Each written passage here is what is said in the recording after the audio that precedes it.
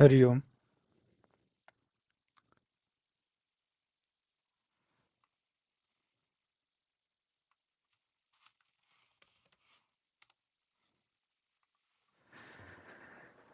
9:30 वाजताच्या ध्यान प्रक्रिया सेशनमध्ये मी आशुतोष सगळ्यांचं स्वागत करतो. नेहमीच्या प्रार्थनेने आपण सेशनची सुरुवात करूया. अखंड मंडलाकारं व्याप्तं येन चराचरं तत्पदं दर्शितं येन तस्मै श्री गुरवे नमः. गुरुर्ब्रह्मा गुरुर्विष्णू गुरुर्देवो महेश्वरः गुरुः साक्षात् परब्रह्म तस्मै श्री गुरवे नमः. शास्त्रज्ञं शास्त्रगम्यं च धर्मगम्यं च धार्मिकं निस्सङ्गं सकलाधारं भक्तं स्वात्मरतं तथा. वाङ्मिनं शान्तमूर्तिं च भक्तदुःखप्रणाशनम् योगिनं माधवानन्दं सोऽहं रूपं नमाम्यहम्. ॐ.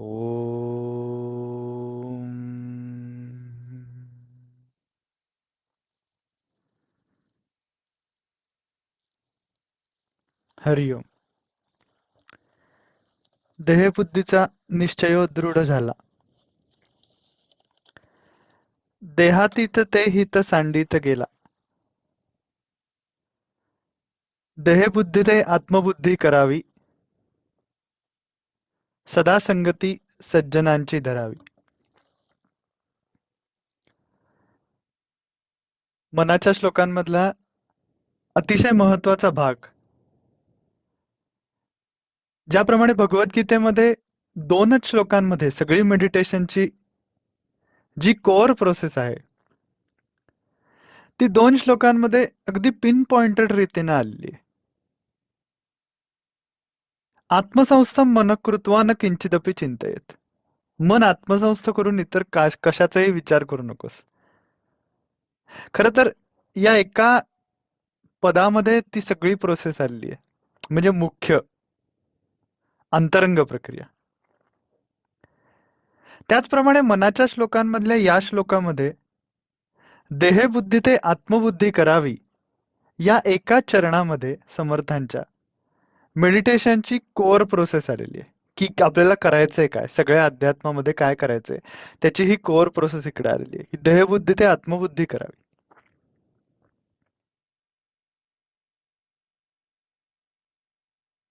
समर्थांनी दुसऱ्या एका ठिकाणी असं म्हणलंय की योगाभ्यासाचा गलबला याची कारण आहे, की योगाभ्यासाचा गलबला म्हणजे की अनेक त्याच्यासाठीचे वेगवेगळे केले जाणारे प्रयत्न, योग साधावा यासाठी केले जाणारे प्रयत्न, त्या सगळ्याचा जो गलबला आहे तो याच्यासाठी आहे की देहबुद्धी ते आत्मबुद्धी करावी. ही मुख्य गोष्ट म्हणून करावी. कारण बाकी वैचारिक ज्ञान अनेक जणांच्याकडे असतं. त्याच्यानंतर ते मोठमोठे लेक्चर्स देऊ शकतात, मोठमोठे तत्वज्ञानाच्या धारणा सांगू शकतात. अनेक लोक त्याच्यावरती वेगवेगळे पुस्तकं लिहितात.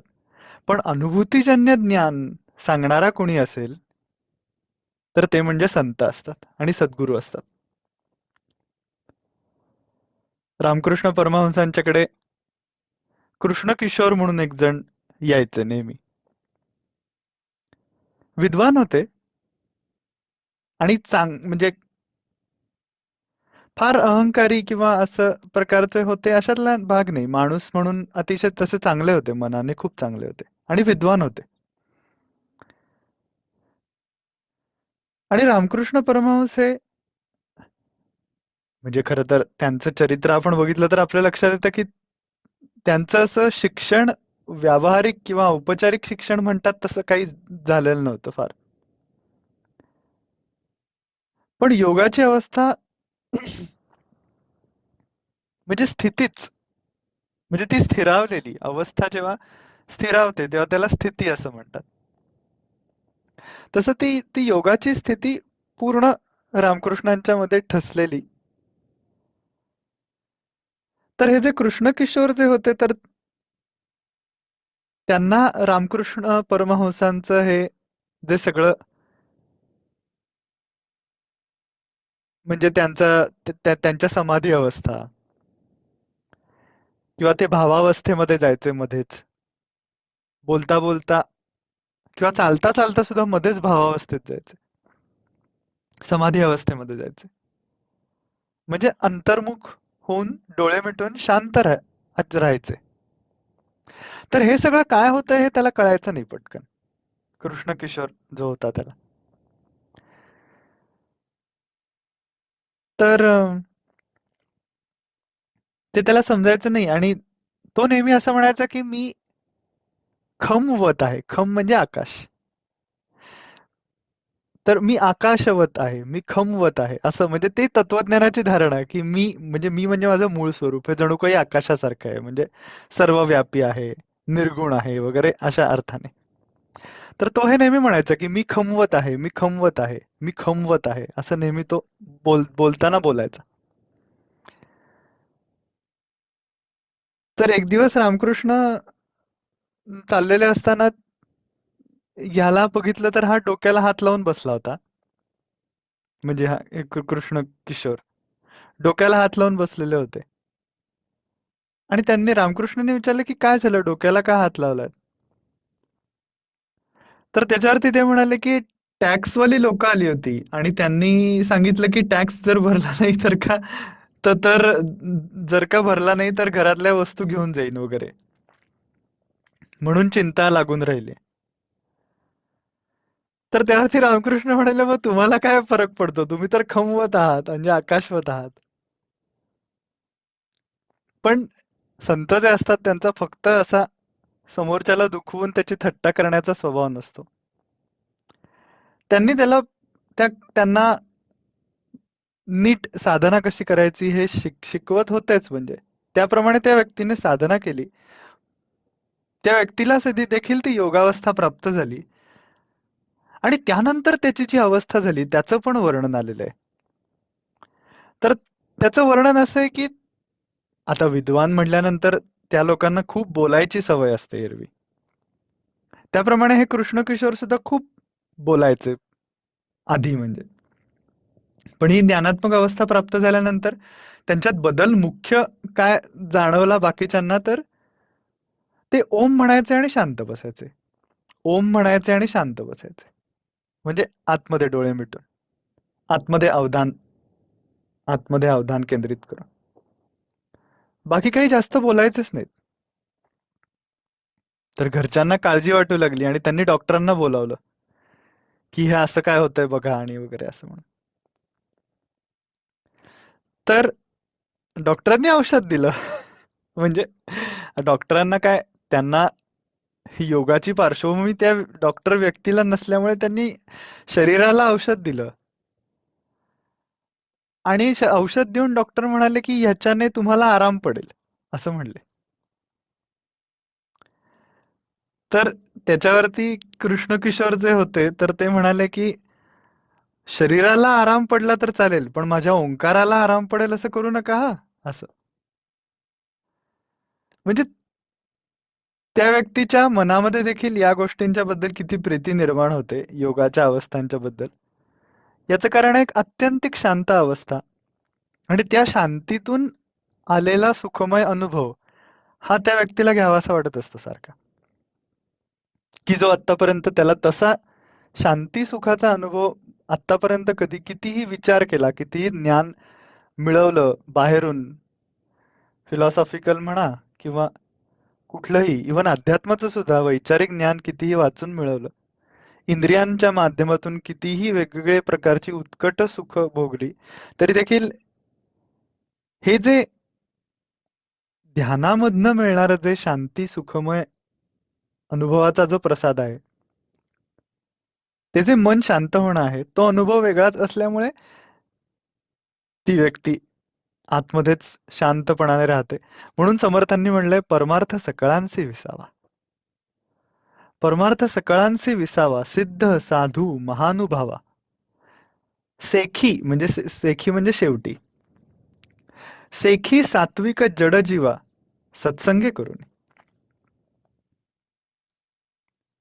कितीही जड अशा प्रकारचं म्हणजे जड म्हणजे इनर्शिया. जडत्व याचा अर्थ इनर्शिया. इनर्शिया म्हणजे tendency to remain in the state in what state the object is and refusing to have any change in the state. त्याप्रमाणे बुद्धी असते की समजून नाही घ्यायचं, पाठ करायचं. ही प्रवृत्ती म्हणजे देखील इनर्शियाच आहे. इंटलेक्च्युअल इनर्शिया आहे तो. तर म्हणजे जड याचा अर्थ तो. अशा प्रकारची व्यक्ती असेल तरी देखील सत्संगाच्या माध्यमातून ती व्यक्ती झटकन उंच पातळीला जाऊ शकते.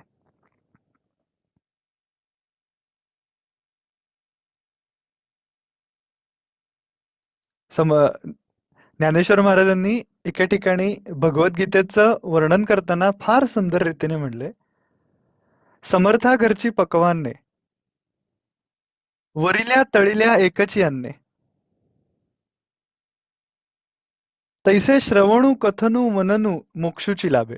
म्हणजे ज्या एखादा जर का समर्थ समर्थ म्हणजे श्रीमंत या अर्थाने समर्थ अशा प्रकारची व्यक्ती असेल, तिच्या घरी पक्वान्नांचं जेवण असेल आणि तिने अनेक जणांना बोलवलंय, गाव जेवण घालतात ना तसं, तर त्या जेवणामध्ये काही लोक वरती बसलेत खुर्चीवर, काही लोक खालती बसलेत जमिनीवर जेवायला पाठ टाकून किंवा असं.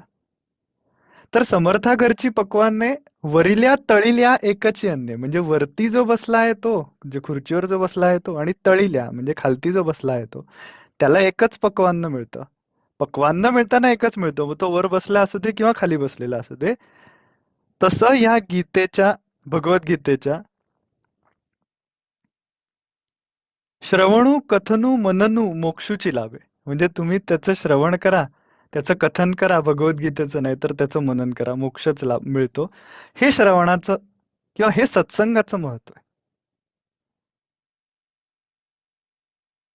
अजून एके ठिकाणी त्या फार सुंदर उपमा आहेत खरं तर ज्ञानेश्वर महाराजांच्या, आपल्याला ऐकताना सुद्धा आल्हाद निर्माण होतो अशा उपमा आहेत. दुसऱ्या एका ठिकाणी त्यांनी सत्संगाचं किंवा श्रवणाचं महत्व सांगताना असं म्हणलंय की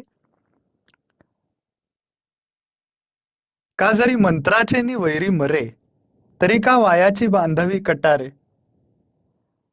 म्हणजे युद्धामध्ये वैरी आहे, त्याला तो जर का एखादा मंत्र म्हणून तो जर का वैरी मरत असेल, तर कट्यारीचा म्हणजे शस्त्राचा उपयोग कशाला करायला लागेल, हो की नाही. म्हणजे ही उपमा दिली एवढी सगळी आतापर्यंत ही सगळी.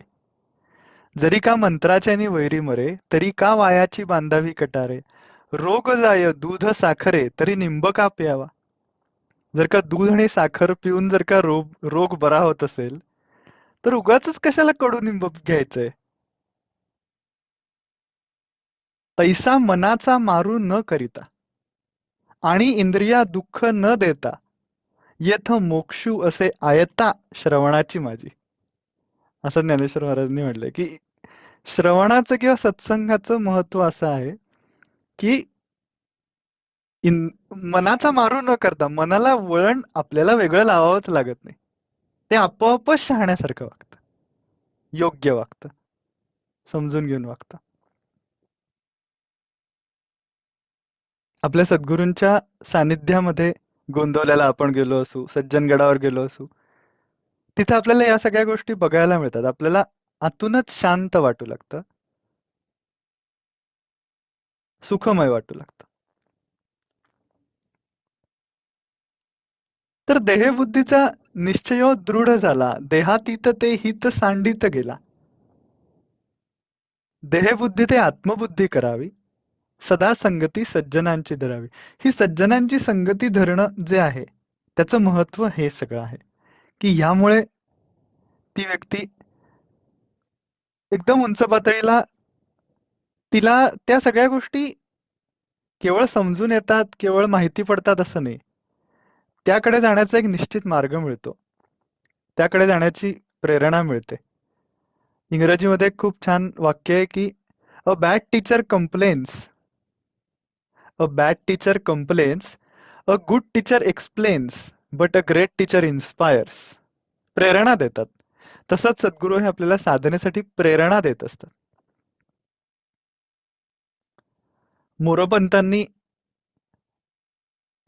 त्यांच्या काव्यामध्ये एके ठिकाणी असं म्हणले देवाला उद्देशून, की देवा तू माझा उद्धार करण्याचा प्रयत्न करू नकोस. कारण ते ते तुला जमणार नाही. असं त्यांनी म्हणलंय. देवा तू माझा उद्धार करण्याचा प्रयत्न करू नकोस, कारण ते तुला जमणार नाही. त्यापेक्षा तू माझी जबाबदारी त्यापेक्षा तू मला एखाद्या संतांकडे सोपव आणि मग ते बघून घेतील माझं काय करायचं ते.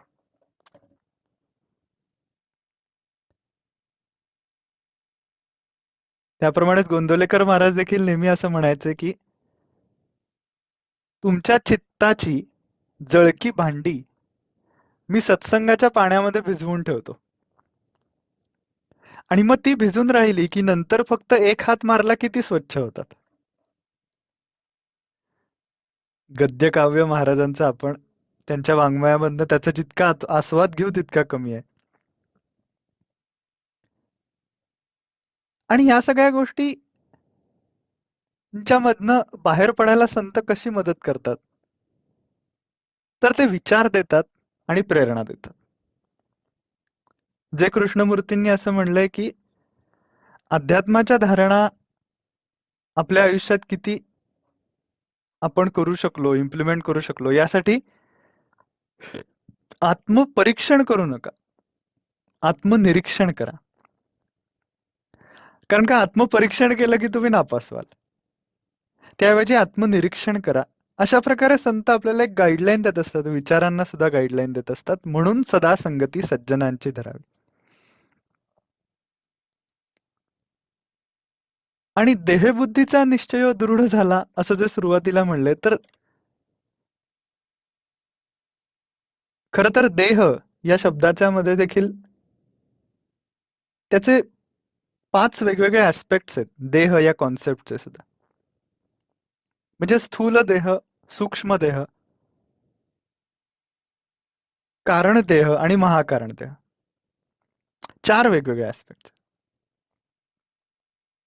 स्थूल देह म्हणजे एखादी व्यक्ती स्थूल असते अशा अर्थाने नव्हे, तर स्थूल म्हणजे दिसणारा, दृश्य,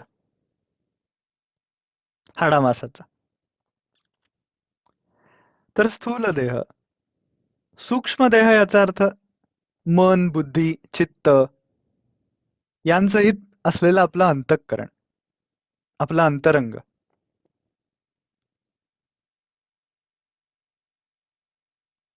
कारण देह ही कॉन्सेप्ट थोडीशी कळायला कदाचित कठीण असते. पण अगदी थोडक्यात सांगायचं तर कारण देह म्हणजे ज्या कारणामुळे मला मी परमात्म तत्व आहे असं वाटत नाही, ते सगळं म्हणजे कारण देह. म्हणजे नेणीव थोडक्यात. पण नेणीव म्हणजे तरी काय? तर मी आत्मा नाही आहे असं जे आपल्याला नैसर्गिक रीतीने वाटत असतं, तीच खरं तर नेणीव आहे. मी म्हणजे व्यक्तिमत्वाचा सेल्फ आहे. शरीर आणि मनबुद्धीस मिळून निर्माण झालेला. मी म्हणजे आशुतोष पुरोहित आहे. असं जे मला व्यक्तिमत्वाबद्दल माझ्या अगदी कन्फर्म वाटत असतं की मी म्हणजे आशुतोष आहे. पण ते असणं माझ्या व्यक्तिमत्वाचं ज्या मूळ अस्तित्वाच्या जाणीवेमुळे आहे, त्या अस्तित्वाच्या जाणीवेचा विसर पडून केवळ मी म्हणजे व्यक्तिमत्व आहे असं जे वाटतं, ती म्हणजे नेणीव.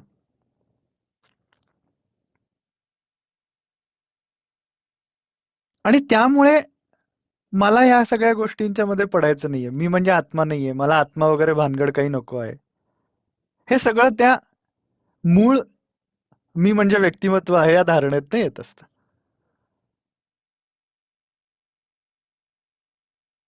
आणि त्याच्या पुढे आणखीन एक आहे, तो म्हणजे महाकारण देह. महाकारण देह याचा अर्थ आपल्या आतमध्ये असलेलं मूळ तत्वस्वरूप. म्हणजे मी आहे असं जे मला मुळात वाटत असतं, ते मला जसं मी आहे असं मी मला जसं वाटतं, ते तसंच समोरच्या व्यक्तीला पण ते तसंच वाटत असतं. म्हणजे तो आहे असं. ही जी आहेपणाची मूळ जाणीव आहे. म्हणून रमण महर्षींच्या पुस्तकाचं एका पुस्तकाचं नाव आहे हु एम आय, म्हणजे मी कोण आहे. आणि निसर्गदत्त महाराजांच्या पुस्तकाचं नाव आहे आय एम दॅट, मी ते तत्व आहे. म्हणजे आणि त्यांच्या अजून एका पुस्तकाचं नाव आहे मी आहे. म्हणजे ध्यान करायचं, कोणाचं ध्यान करायचं? माझं स्वतःच मी ध्यान करतोय. खरं तर अगदी खरंच सांगायचं तर, कारण जे परमात्म तत्व, आत्मतत्व, ही गोष्ट एकच आहे, ही धारणा आपल्या मंत्रामध्ये आहे, सोहम मंत्रामध्ये. पण ज्यावेळेला मी विचार करतो त्यावेळेला मला असं लक्षात येतं की ध्यानाला बसल्यानंतर की ईश्वर, आत्मा या गोष्टींचा खरं तर मला अनुभव नाहीये. मला अनुभव असणारी एक नक्की गोष्ट आहे, ती म्हणजे मी आहे. त्या अस्तित्वाच्या जाणीवेवर फोकस करणं आणि ती जाणीव अधिकाधिक स्पष्ट होणं, ती स्पष्ट करून घेणं, यासाठीची जी प्रॅक्टिस आहे, ती प्रॅक्टिस म्हणजेच ध्यान. त्यानुसार थोडा वेळ ती प्रॅक्टिस दररोज करणं आवश्यक आहे. ज्याप्रमाणे आपण शंकराच्या पिंडीवरती सतत एखादी धार असते दुधाची किंवा अशी, तर अभिषेक म्हणतात. तर ती जी संततधार आहे, ती जशी त्या पिंडीवरती सतत असते, त्याप्रमाणे आमच्या चित्ताचं अवधान, त्या अवधानाची एकसंध धार सतत या ठिकाणी आमच्या जाणीवेपाशी असली पाहिजे.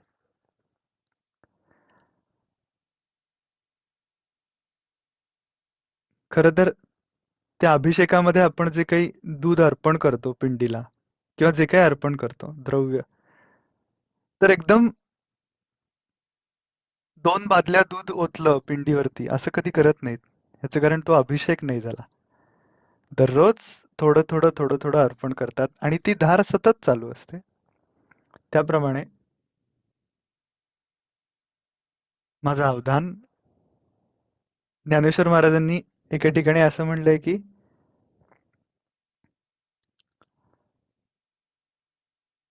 तरिगा ऐसे करी यया आठा पहारा माझरी मोटके निमिषभरी दे तुझाया. म्हणजे तुला सारखं 24 तास माझ्यावर, म्हणजे माझं स्मरण करणं शक्य नाहीये ना, माझं म्हणजे परमेश्वराचं स्मरण करणं शक्य नाहीये. तरी का ऐसे करी, मग तू असं कर, यया आठा पहारा माझरी, या 8 प्रहरांच्या मध्ये, म्हणजे एका दिवसभरामध्ये पूर्ण, यया आठा पहारा माझरी मोटके निमिषभरी दे तुझाया. थोडा वेळ शांत बसून, अगदी थोडा वेळ स्वतःसाठी वेळ काढून शांत बसून मी ध्यान करून शांती सुखाचा अनुभव घेण्याचा प्रयत्न करीन. आणि त्यासाठीची प्रोसेस काय आहे? शांत बसणे, मस्तकामध्ये अवधान केंद्रित करणे, भ्रूमध्याशी अवधान केंद्रित करणे, कपाळाच्या मध्याशी या ठिकाणी शांत बसणे आणि श्वास घेताना सो, सोडताना हम, असा सोहम मंत्र चालवणे आणि त्या मंत्राची जी धारणा आहे, त्याचा अर्थ मनामध्ये आणून केवळ स्ववर अवधान केंद्रित करण्याचा प्रयत्न करणे. त्यानुसार आता आपण थोडा वेळ शांत बसूया. सुरुवातीला 3 वेळा ओंकार आणि त्यानंतर 10 मिनिटं ध्यान करूया. हरिओम.